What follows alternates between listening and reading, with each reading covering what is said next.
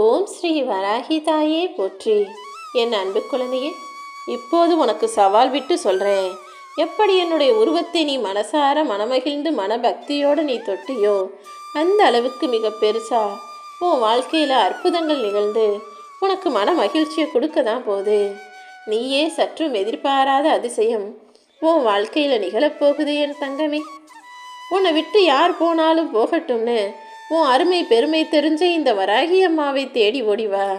ஏன்னா உன்னை முழுசாக தெரிஞ்சுக்கிட்ட, உன்னை பற்றி முழுசாக தெரிஞ்ச இந்த வராகி அம்மா நீ நினச்ச அனைத்தையுமே உனக்காக நடத்தி தரப்போகிறேன். இது நடக்கலை அது கிடைக்கலன்னு இத்தனை நாளாக நீ தாங்க முடியாத தவிப்போடும் சொல்ல முடியாத சோகத்தோடும் கவலையோடும் இருந்ததுனால அதை பார்த்து உனக்கான நல்லது செய்கிறதுக்காகவே உன்னை தேடி ஓடி வந்திருக்கேன் செல்லமே. நான் எப்போவுமே எனக்கு பிடிச்சவங்களுக்கு தான் நிறைய பொறுப்புகளை கொடுப்பேன். ஆனால் அந்த பொறுப்புகளையும் அந்த மிகச்சிறந்த நல்ல விஷயங்களையும் கொடுப்பதற்கு முன்பாக அந்த பொறுப்பை உன்னால் சரியாக கையாள முடியுமா, உன்னால் அதை சரியாக வச்சுக்க முடியுமான்னு செய்கிறதுக்காக சில சோதனைகளையும் கொடுப்பேன். அப்படி தான் இத்தனை நாளாக மிகப்பெரிய பொறுப்பை உன் கையில் ஒப்படைப்பதற்கு முன்பாக சில கஷ்டங்களையும் சோதனைகளையும் உனக்கு கொடுத்து உன்னை பக்குவப்படுத்தினேன். இப்போ நீயும் எல்லாத்தையும் சரியாக செஞ்சு உன் வாழ்க்கையில் ஜெயிக்க ஆரம்பிச்சிட்ட. அப்புறம் என்ன, என் நம்பிக்கையை எளிதாக பெற்ற என் அன்பு பிள்ளையான உன் வாழ்க்கையில் எந்த சூழ்நிலையிலும் உன்னை விட்டு விலக மாட்டேன். இனிமே நீ நினச்சதையெல்லாம் நல்லபடியாக நடத்தி கொடுப்பதற்காக தான் இந்த வராகி அம்மா நானே உன்னை தேடி வந்து என் உருவத்தையும் தொடும்படி உத்தரவிட்டேன். நீ என் மேலே நம்பிக்கை உள்ள பிள்ளையாக வாழ்ந்தாலே போதுமென் செல்லமே. இனி உன் வாழ்க்கையில் ஒவ்வொரு நாளும் நல்லதே நடக்கும்படி என்னால் அதிசயமும் அற்புதமும் செய்ய முடியும். வாழ்க்கைங்கிறது ஒரு ரயில் பயணம் போல தான். ரயிலில் வரக்கூடிய நிறைய நிறுத்தங்கள் போல, நிறைய வழித்தட மாற்றங்கள் போல, விதவிதமான மனிதர்கள் வந்து போகிறது போல தான் உன் வாழ்க்கையில் அங்கங்கே சில நேரங்களில் நிற்ப, மறுபடியும் வழி மாறி போவ, வேறு முடிவு எடுப்ப, வேறு மாதிரி வேலை செய்வ, நிறைய மனிதர்களை சந்திப்ப.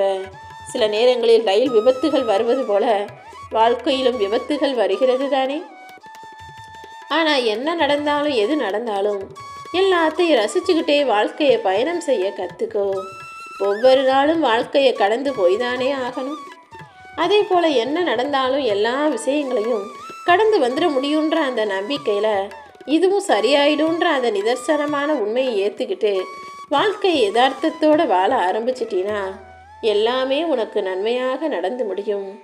திக்கெட்டும் தூரமெல்லாம் இந்த வராகி அம்மா உனக்கு துணையாக இருக்கும்போது நீ எதுக்காக கவலைப்படுற?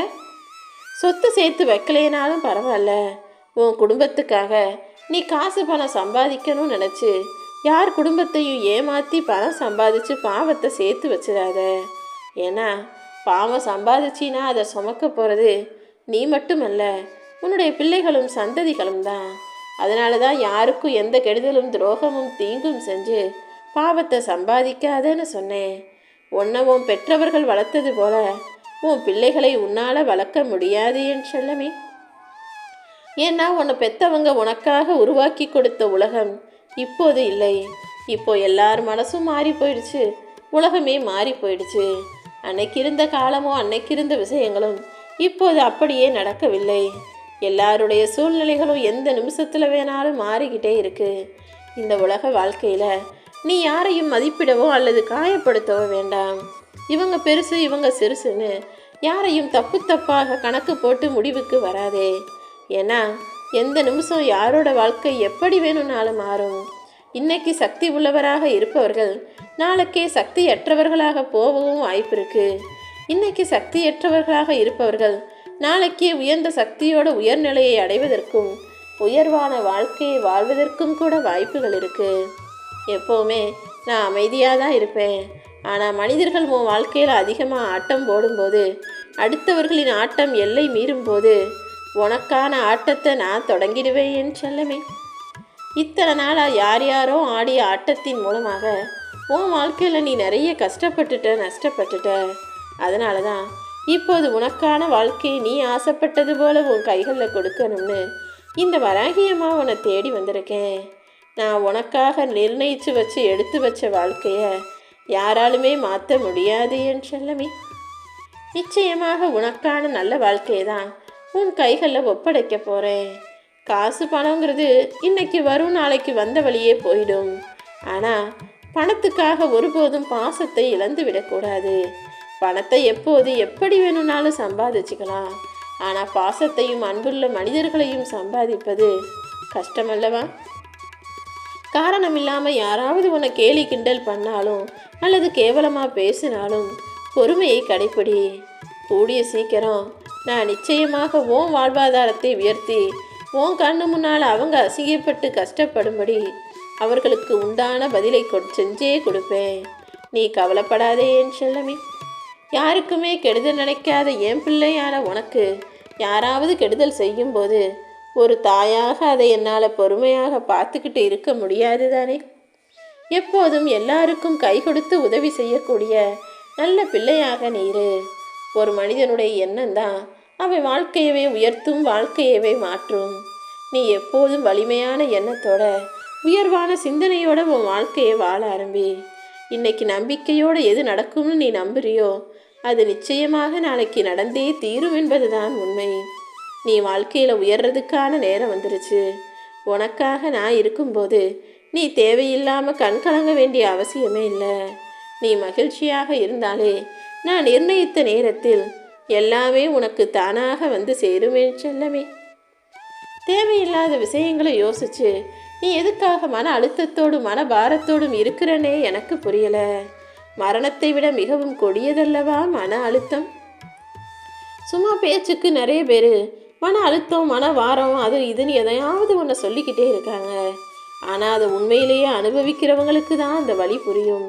சாதாரணமாக ஒரு சின்ன பிரச்சனைனாலும் எனக்கு மன அழுத்தம் அதிகமாகிடுச்சு, எனக்கு மனசில் கஷ்டம் அதிகமாகிடுச்சு, பாரம் அதிகமாகிடுச்சு, வலி அதிகமாகிடுச்சுன்னு இப்போது எல்லாருமே அந்த வார்த்தைகளை சொல்கிறாங்க. ஆனால் உண்மையிலேயே மன அழுத்தமும் பாரமும் எவ்வளவு கொடுமையானதுங்கிறது அதை அனுபவிக்கக்கூடிய என் பிள்ளைகளுக்கு நல்லா தெரியும். அவங்க அதை அனுபவிக்கிற கஷ்டத்தை பார்த்து பொறுக்க முடியாமல் தானே நானே உதவி செய்வதற்காக களமிறங்கி வந்திருக்கேன். நீ யாருக்குமே தீங்கு செய்யாமல் யாரையும் ஏமாற்றி பிழைக்காமல் எல்லா உயிர்களிடமும் அன்பாகவும் மன அமைதியோடும் உன் வாழ்க்கையை வாழ தயாரானினா இந்த வராகியம்மா நிச்சயமாக உனக்கான நல்லதை செய்வேன். நீ அடுத்தவங்க மேலே சந்தேகப்படும் போது அவர்கள் மறுபடியும் தவறு செய்கிறதுக்கு அதுவே காரணமாக அமைஞ்சிடுது. எப்போதும் எல்லார் மீதும் நம்பிக்கை வைக்கும்போது அவங்க திருந்திடுவாங்க. நீ மனசார நம்பும்போது அவர்கள் தன்னைத்தானே திருத்திக் கொள்வதற்கும் ஒரு வாய்ப்பாக இருக்கும். நீ யாரையும் முழுசாக நம்பவும் வேணாம், யார் மீது முழுசாக சந்தேகப்படவும் வேணாம். அதற்கு பதிலாக ஓரளவுக்கு கவனமாக விழிப்புணர்வோடு உஷாராக இருந்துக்கோன்னு தான் சொல்கிறேன். நீ சந்தேகப்பட்டு அதனால் ஒருத்தர் கெட்டு போகவும் கூடாது, நீ ஒருத்தரை முழுசாக நம்பி அவங்க உன்னை ஏமாற்றவும் கூடாது. எப்போவுமே நம்பிக்கையும் சந்தேகமும் சரிபாதியாக கவனத்தோடு இருக்கும் பட்சத்தில் யாருமே உன்னை எந்த விதத்திலும் ஏமாற்ற முடியாதல்லவா? கடந்த காலத்தில் உன் வாழ்க்கையில் நடந்த விஷயங்களின் மீது நீ கவனம் செலுத்தும் போது அது இன்னும் உனக்கு துன்பத்தை தான் கொடுக்கும். அதனால தான் கடந்த காலத்தில் நடந்த விஷயங்களை ஒரு பாடமாக எடுத்துக்கிட்டு இனிமேல் அது நடக்கக்கூடாதுன்னு கொஞ்சம் கவனமாக இருக்க சொல்கிறேன். அப்படி நீ எல்லா விஷயத்திலும் கவனத்தோடு நடக்க ஆரம்பிச்சின்னா கூடுதலாக உன் வாழ்க்கையில் முன்னேற்றம் வரும். நீ எதையுமே சிந்திச்சு கவலைப்பட்டுக்கிட்டே இருக்க வேணாம். உனக்காக இந்த வராகியம்மா நான் இருக்கேன்னு நம்பு. பல பேருக்கு பேச நேரமில்லாத வேலையில் அந்த அளவுக்கு தீவிரமான வேலை செஞ்சுக்கிட்டு இருக்காங்களான்னு யோசிக்க வேண்டாம். சில பேருக்கு பேச நேரமே இல்லை, சில பேருக்கு பேசுகிறதுக்கு யாருமே இல்லை. என்ன செய்கிறது? ஒவ்வொருத்தருக்கும் வாழ்க்கையில் ஒவ்வொரு விதமான கஷ்டங்கள் இருக்குது. சில பேர்கிட்ட நீ பேசணும்னு நினச்சாலும் அவங்க ரொம்ப வாழ்க்கையில் உற்சாகத்தோடு எதையாவது செஞ்சுக்கிட்டும் நேரமே இல்லாதவர்களாகவும் இருக்காங்க. சில பேர் உன் வாழ்க்கையில் உன்கிட்ட பேச வந்தாலும் உனக்கு அவர்களிடம் பேச பிடிக்கலை. சில நேரங்களில் உனக்குன்னு பேசுகிறதுக்கும் அன்பு செலுத்துறதுக்கும் ஆறுதல் சொல்கிறதுக்கும் நல்லதை எடுத்து சொல்லவும் கூட யாருமே இல்லைன்ற அளவுக்கு எல்லாமே உன் வாழ்க்கையில் துன்பமாகவே இருக்கா? கவலைப்படாத, இது எல்லாத்துக்கும் முடிவு கட்டதானே இந்த வராகியம்மா உன்னை தேடி வந்திருக்கேன். நீ பேசுகிறவங்க பழகிறவங்களை பற்றி முழுசாக தெரிஞ்சுக்கணும்னு நினைக்காத.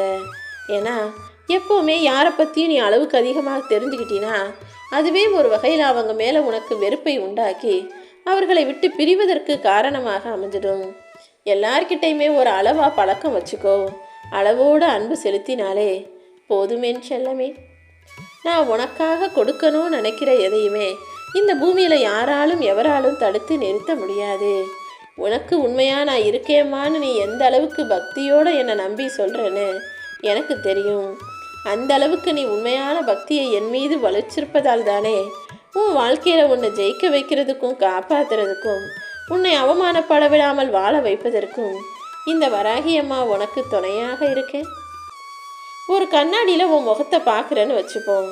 அதில் ஏதாவது அழுக்க காட்டுச்சுன்னா நீ கண்ணாடியை உடைச்சிருவியா என்ன? அதுக்கு பதிலாக உன் முகத்தை தானே நீ சுத்தம் செய்வாய். அதே போல் உன் கூட இருக்கிறவங்க யாராவது உன்னுடைய குறைகளையும் தவறுகளையும் சுட்டி காட்டும்போது நிஜமாவே அழுக்கு இருக்கா, நிஜமாவே தவறு செய்றியான்றதை சோதிச்சுக்கோ. அதை விட்டுட்டு நீங்கள் எப்படி என்னை திட்டலாம், நீங்கள் எப்படி என்னை குறை சொல்லலாம்னு உன்னை சுட்டி காட்டுபவர்களை நீ கோபப்படக்கூடாது. அதற்கு பதிலாக தவறுகளை குறைகளை சரி செய்ய கற்றுக்கோ. நீ யாருக்காக வாழ்றியோ, யார் உனக்காக வாழ்கிறாங்களோ அவர்களுக்காக சிலவற்றை விட்டு கொடுப்பதில் தவறே இல்லை. ஆனால் ஒருபோதும் யாருக்காகவும் நீ உனக்கு நல்லது செய்பவர்களை விட்டு கொடுத்துடக்கூடாது. எல்லா சூழ்நிலையிலும் எல்லார்கிட்டையும் அனுசரித்து போகலாம். ஆனால் அதுவும் ஒரு அளவோடு இருந்தால் தானே உன் வாழ்க்கைக்கு சரியாக இருக்கும்.